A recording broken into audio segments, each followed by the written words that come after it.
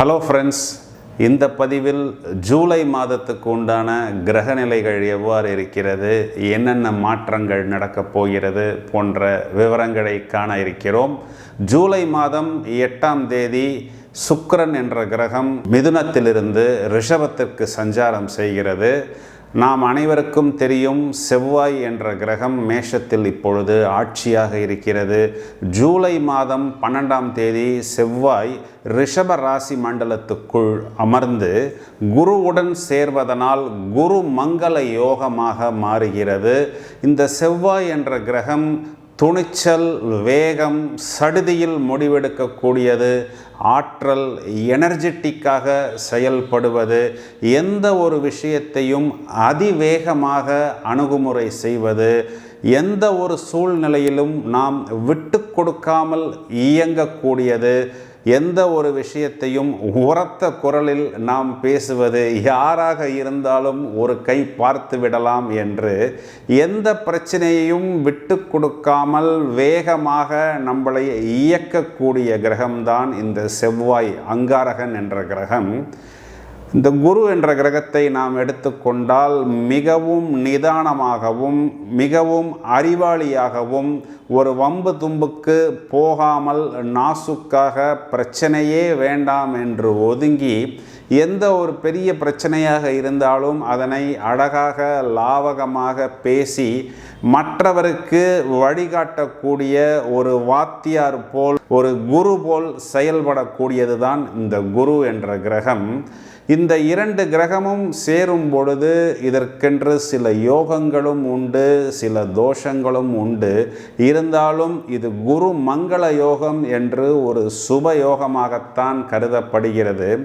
இதனால் பெரிய அளவில் தொழில் பெறக்கூடிய நிலை, ஒன்றுக்கு மேற்பட்ட சொத்துக்களை நாம் வாங்கி அதனை அனுபவித்து அதன் மூலம் ஏராளமான சம்பத்துக்களை பெறக்கூடிய அமைப்பு, அதிகாரம் மிக்க உயர்நிலை பதவிகளில் நாம் அமர்வது, அரசியலில் பெரிய ஒரு அந்தஸ்தை பெறுவது, ஒரு உயர்நிலை என்று சொல்லக்கூடிய ஆணையிடும் பதவிகளில் நாம் அமர்ந்து நமது அதிகாரத்தை வெளிப்படுத்தி நமது ஆணையை, நமது கட்டளையை நிறைவேற்றுவதற்கு ஏராளமான நபர்கள் நமக்கு கீழ் இயங்குவது, உயர் பதவி வெளிச்சத்தில் இருப்பது போன்ற சுப யோகத்தை கொடுப்பதுதான் இந்த குரு மங்கள யோகம்.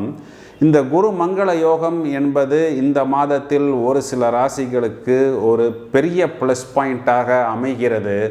மறுபக்கத்தில் கடகத்தில் புதன் இந்த மாதம் முழுவதுமே அமர்ந்திருக்கிறது. ஜூலை மாதம் 8ஆம் தேதி முதல் கிட்டத்தட்ட அந்த மாத கடைசி வரை புதன் சுக்கிரன் கூட்டணி கடக ராசியில் அமர்கிறது.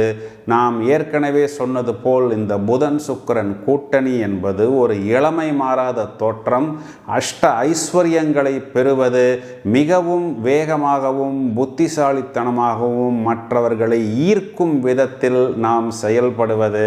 இந்த கூட்டணியானது ஒரு சில ராசிகளுக்கு ஒரு நல்ல அந்தஸ்தை, ஒரு நல்ல அபிவிருத்தியை ஏற்படுத்துவதற்கு தயாராக இருக்கிறது. எந்த ராசிக்கு என்ன மாற்றங்கள் ஏற்பட போகிறது? ஜூலை மாதம் 16ஆம் தேதி சூரியன் என்ற கிரகம் மிதுனத்திலிருந்து கடகத்திற்கு சஞ்சாரம் செய்ய இருக்கிறது. இதைத்தான் ஆடி மாதத்தின் தொடக்கம் என்றும் தக்ஷிணாயன புண்ணிய காலத்தின் தொடக்கம் என்றும் சொல்லப்படுகிறது. இந்த கிரக அமைப்புகள் எந்த ராசிக்கு எந்த மாதிரி அனுகூலமான பலன்களை கொடுப்பதற்கு தயாராக இருக்கிறது என்பதை இப்பொழுது விரிவாக காண இருக்கிறோம். மிதுன ராசியை எடுத்துக்கொள்வோம். ராசியில் சுக்கிரன் மாதத்தின் தொடக்கத்தில் ஜூலை மாதம் 8ஆம் தேதிக்கு பிறகு ராசிக்கு 2ஆம் இடத்தில் புதன் சுக்கிரன் கூட்டணி. இந்த புதன் சுக்கிரன் கூட்டணி என்பது நான் ஏற்கனவே சொல்லியிருக்கிறேன், மகாவிஷ்ணுவும் மகாலட்சுமியும் ஒன்றாக 2ஆம் இடம் என்று சொல்லக்கூடிய வாக்குஸ்தானத்தில், அதாவது கொடுத்த வாக்கை காப்பாற்றுவது, மேலும் குடும்பத்தில் சுப நிகழ்வுகள், மேலும் பணப்புழக்கம், ஒரே கல்லில் 3 மாம்பழம் என்று சொல்வதைப் போல் ஒரு அமைப்பு இது. இன்னொரு பக்கம் லாபஸ்தானத்தில் இருந்த செவ்வாய் பிறகு 12ஆம் இடம் என்று சொல்லக்கூடிய விரயஸ்தானத்தில் குரு மங்கள யோகமாக, இதில் குரு என்ற கிரகம் இங்கு கெட்டவன் கெடுகிறான் என்ற அமைப்பில் வருகிறது. இந்த புதன் சுக்கிரன் கூட்டணி பிறகு வெற்றி ஸ்தானாதிபதி சூரியனின் கூட்டணி 2ஆம் இடத்தில்.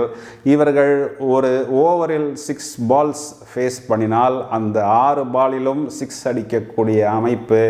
பணம் என்பது இவர்களுக்கு வந்து கொண்டே இருக்கும். வரக்கூடிய பணத்தை புத்திசாலித்தனமாக வைத்து இது நாள் வரை வாங்கின கடன்களை இவர்கள் அடைத்து விடலாம்.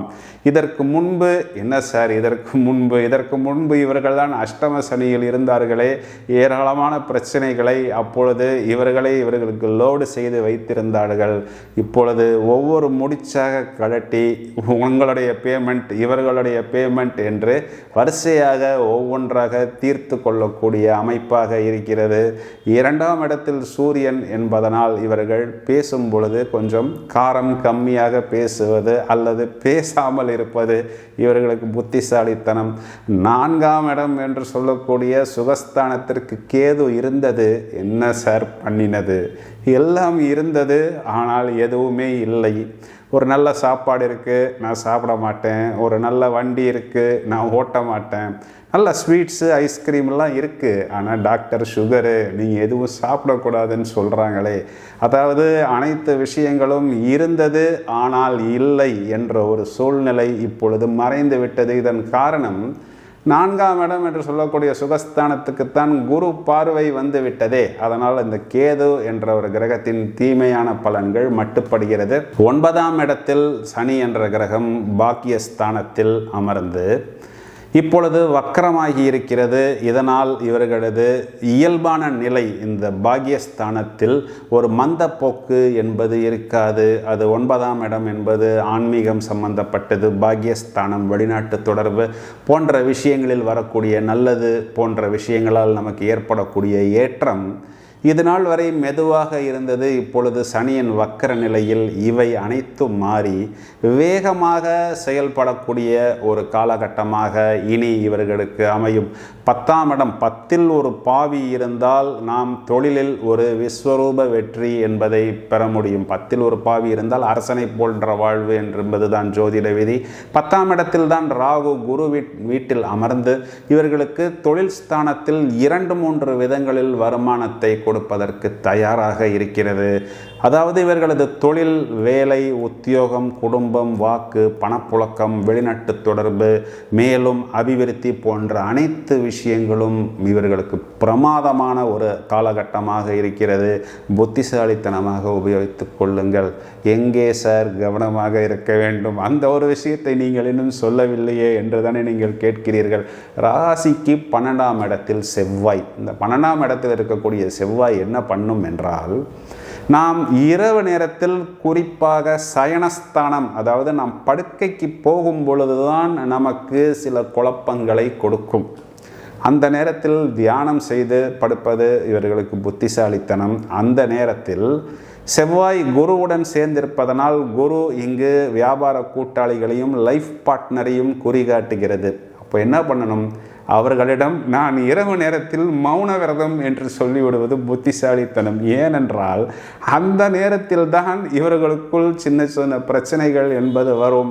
பிறகு இந்த பிரச்சனைகள் ரொம்ப நேரத்துக்கு தொடங்கும். அதனால் நான் இரவு நேரத்தில் மௌன விரதம் என்று புத்திசாலித்தனமாக சொல்லிவிட்டு அடுத்த நாள் காலையில் பேசிக்கொள்ளலாம். பாதங்களை பத்திரமாக பார்த்து கொள்ள வேண்டும். கடுமையான உடற்பயிற்சிகள் செய்யாமல் மிதமாக அப்படியே ஒரு பூ மாதிரி கால்களை பார்த்து கொண்டால், அதாவது நான் சொல்வது இந்த சீனியர் பர்சன்ஸை பற்றி சொல்கிறேன், ரொம்பவும் காம்ப்ளிகேட் பண்ணாமல் இருந்தால் கண்டிப்பாக இந்த புதன் சுக்கிரன் கூட்டணி 10ஆம் இடத்தில் இருக்கக்கூடிய ராகு இவர்களுக்கு ஒரு நல்ல முன்னேற்றத்தை கொடுக்கும். செவ்வாய்க்கிழமைகளில் இவர்கள் முருகனை வழிபாடுவது இவர்களுக்கு ஒரு நல்ல ஏற்றத்தை கொடுக்கும். நண்பர்களே, நாம் பலன்களை மேலோட்டமாக பலன்களாக சொல்லாமல் ஜோதிட விளக்கங்களையும் மற்றும் நுணுக்கங்களையும் எடுத்து சொல்வது என்பது ஒரு உயர்நிலை புரிதல் ஏற்பட வேண்டும் என்பதற்காகத்தான் உங்களது நட்புகளுக்கும் உறவினர்களுக்கும் இந்த பதிவை நீங்கள் ஷேர் செய்யுங்கள். தொடர்ந்து இணைப்பில் இருங்கள். மேலும் பல அரிய தகவல்கள் தயாராகி கொண்டிருக்கிறது. Thank you friends.